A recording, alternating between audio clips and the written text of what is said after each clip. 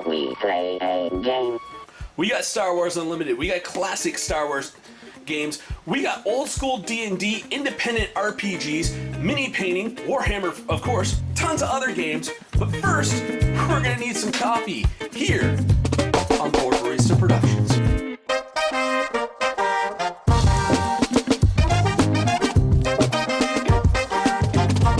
Hey everybody! I'm your boy Fen. This is Retro Reviews, a review show where we go through my copious amounts of RPG books and other paraphernalia one at a time. And to join me in the Ramble Fest, we have Tanya. Welcome back, everybody. All right, this week, like I promised last week, we are doing Monster Mythology. This is one of the Dungeon Master's Guide rule supplements for Advanced Dungeons and Dragons 2nd edition. Basically, last week we did Legends and Lore, which is basically the gods for players. This is the book that has all the gods for all the monsters and the demi-human races. So you get the elvish gods, dwarven gods, gnomish gods, halfling gods, orc gods, goblin gods, bugbear gods, kobold gods, drow, the underdark dwarves, which I can never pronounce that name, so I'm just calling them Underdark Dwarves. Illithids, Myconoids, Beholders, the Underdark Gnomes, Giants. We got the gods of seas and skies, so you got like your big giant Leviathan monsters. You got your scaly folk, the lizard folk, and deep ones. Gods of the undead, gods of the fae. Yeah, there's a lot in here. A lot in here. And yeah, like it does reprint the, bunch of the rules for like how did gods get their powers and stuff like that from Legends and Lore. So it's a good thing you don't have to own both books to use them. And there's also a selection of alternative priesthoods, so different ways to build a priest or a cleric with shamans and witch doctors.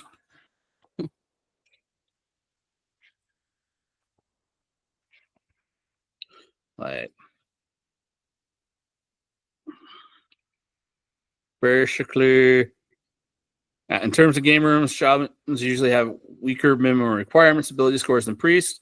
They have a wider range of weapons and armor to choose from. In most cases, however, they are much weaker than the priests. Shamans may only choose spells from up to 3 different spheres from the given list given to specialty priests, and a shaman will not change spheres during their lifetime. Kisu is trained with.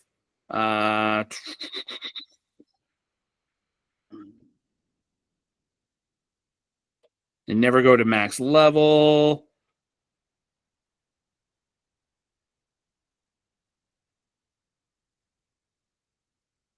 Yeah.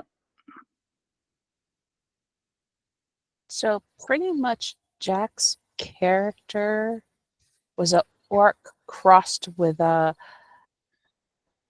underdark god.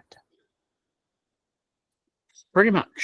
An orc mated with an underdark god. So Jack's character was pretty much like an orc demigod. Which explains why he was able to transform a little bit. Okay, that would make more sense now. But still, kind of like, yeah, it's kind of a little messing around. Like his character is very anime inspired, less orc, more oni. It was actually based on Cube Runners.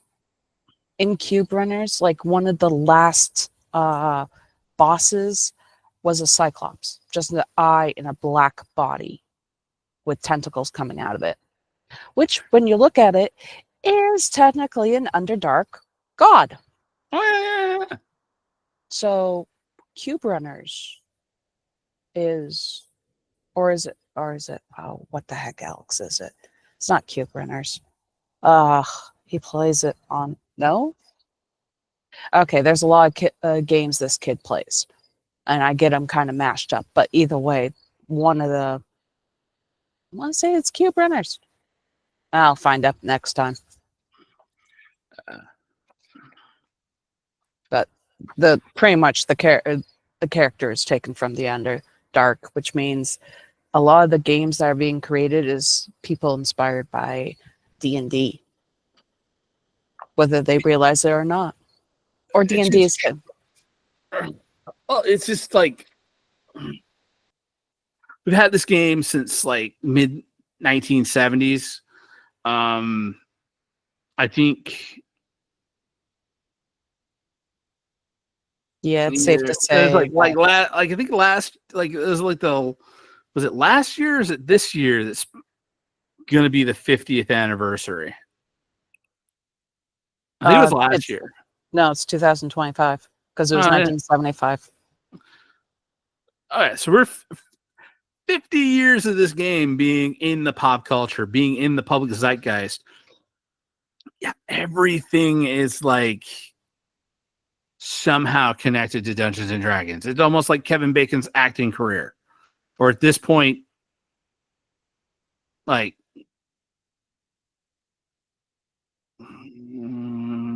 Ryan Reynolds' acting career. Because I think as soon as we hit the Avengers Doomsday, you're going to be able to play 6 Degrees of Ryan Reynolds with every single actor ever. Yeah.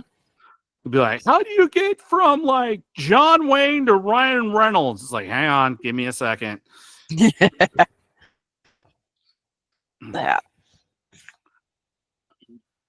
But now, as for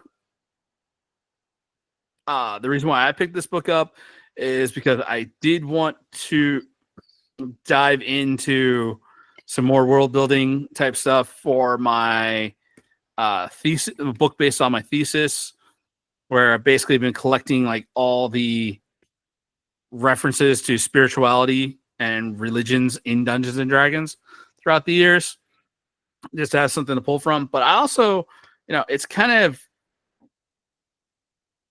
the game is kind of vague on like when you come across your dark priest praying to somebody, there's a very few in the rule books like evil gods that you can pull from, and just having like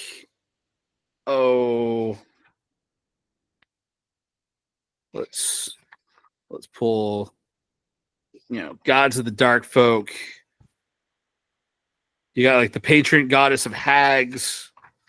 You got the Lord of Vampires. You got Dire Lich Lord, the patron of evil liches.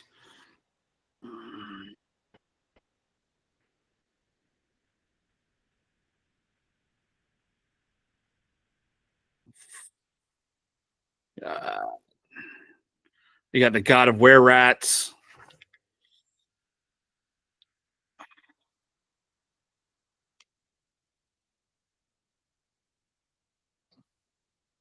You got the god were-taggers, werewolves,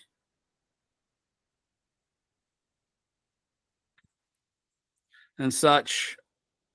Like, it's kind of cool to actually be able to drop in a lot more flavor into the world and have it be like not just the humans and elves and dwarves and dragons all have their own gods. It's like, no, everybody's got gods, and having the ability to flesh out. And the more gods you have, the more detailed and rich your gaming world gets to be. So, yeah. Definitely. I mean, plus we want to do like the whole like, Hercules Xena style game where the gods just keep showing up week to week. It's kind of cool to have like, oh yeah, here's some other people. Here's some other gods we could have show up and cause mischief in our D&D campaigns. Maybe that's what I'll have the 2 newcomers do. Drop in, be gods for you two. Ooh. Oh. That'd be fun. Like, here's your script for the gods. Here's your gods. Be a pain It would in the be ass for these interesting. It players. ends up being that whole thing of like power creep and character spotlight. Remember, we're all supposed to have a time to shine and do our thing. And I have run a campaign where I did have one god interjected. I used the Ragnarok Tales of the Norse God book for 3rd edition. It gave an idea of basically, instead of like having all the godly power that they would have, they just got like the immortality part of it. Like they were basically like a god in that section is like a god, but they are so non-powerful that it's just like if you die, you just like end up going back to your home plane and then have to wait a couple like 24 hours to create a new to either like restore your body or create yourself a new body and come back. And there was a little bit of powerful magic they could access, some runic magic where they could basically just cast a rune. It would give like basically it was like they could cast bless at will, as long as it was giving a bonus to their specific sphere of influence. Like the god of mushrooms is like, hey, I'm going to try to see if this is poisonous or not. Give you a little blessing, +1 to your poison save. You might not die.